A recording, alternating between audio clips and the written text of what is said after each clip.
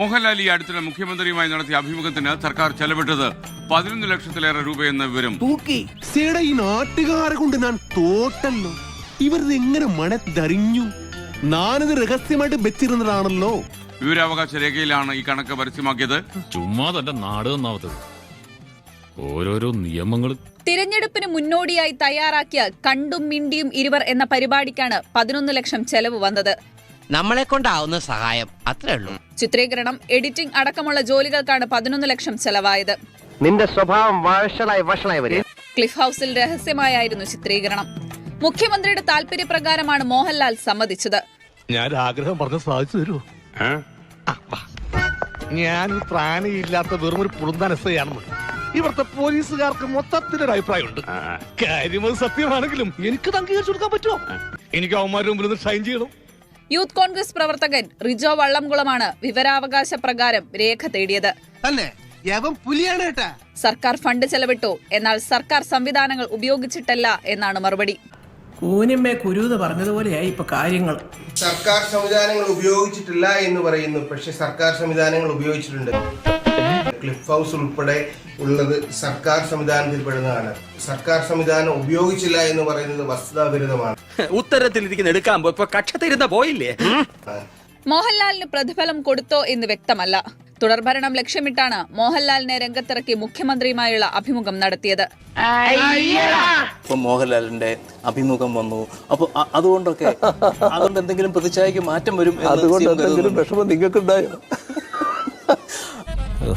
ഒരു മാറ്റവും ഇല്ലല്ലോ. ഇപ്പോൾ താങ്കളുടെ പടവുമുള്ള ഹോർഡിങ്സ് ആണ് കേരളം മുഴുവനും. എന്റെ ആരാധകർക്ക് എന്നെ ഇങ്ങനെ കണ്ടുകൊണ്ടിരിക്കണം. CM തന്നെ നേരത്തെ പറഞ്ഞ ഒരു കാര്യം ഞാൻ ഓർക്കുന്നുണ്ട്. അന്നും പാർട്ടിയുടെ പ്രചാരണ പോസ്റ്ററുകളിൽ പടം പോലും വെക്കില്ലായിരുന്നു. അതിൽ നിന്നൊക്കെ വന്ന ഒരു വലിയ മാറ്റം. മോഹൻലാൽ എന്തായാലും പിണറായി വിജയന് വേണ്ടി സൗജന്യമായി നുണ പറയാൻ വേണ്ടി വന്നിരിക്കുമെന്ന് വിശ്വസിക്കാൻ പ്രയാസമാണ്.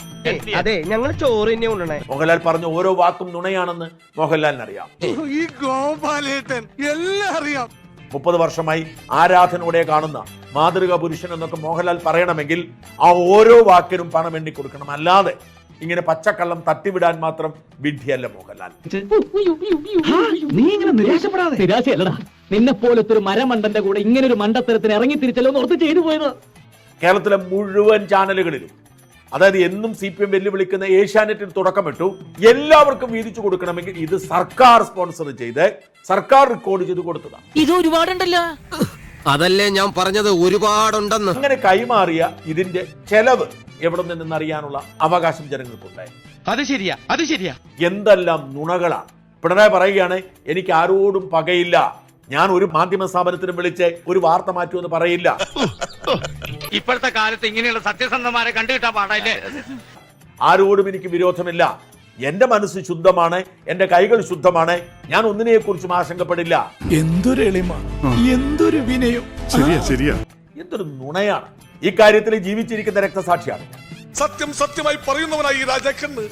പിണറായി വിജയനെതിരെ നിരന്തരമായി വാർത്ത കൊടുക്കുന്നത് കൊണ്ട് എന്റെ ശബ്ദം അവസാനിപ്പിക്കാൻ വേണ്ടി പിണറായി ഗൂഢാലോചന നടത്തി ഇവിടുത്തെ പോലീസിനെ ഉപയോഗിച്ച് 100 കണക്കിന് കള്ളക്കേസെടുത്ത് ജീവിക്കുന്നയാളാണ് ഞാൻ.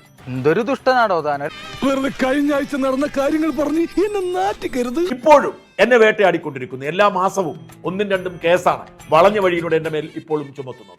ഈ ചട്ടിയും ചില്ലും ഒക്കെ അല്ലയോ, അത് തട്ടിന്നും പൊട്ടിയതൊക്കെ എനിക്ക് അത്രേ ഉള്ളൂ. എത്ര കേസുകളുണ്ടെന്ന് എനിക്ക് പോലും അറിയില്ല. എന്റെ പിന്നാലെ വീണ്ടും ഇങ്ങനെ നടന്ന ഞാൻ പിടിച്ച ലാമ്പുവേ. 5-6 അബദ്ധമൊക്കെ എല്ലാവർക്കും പറ്റേ. ഇനിയും കേൾക്കാനുള്ള മുസ്ലിം പോർ ഇദ്ദേഹത്തിനില്ല. അങ്ങനെ പോവല്ലേ? അപ്പം കോൺഗ്രസ് പിരിച്ചു വിട്ടിരിക്കുന്നു. പോയി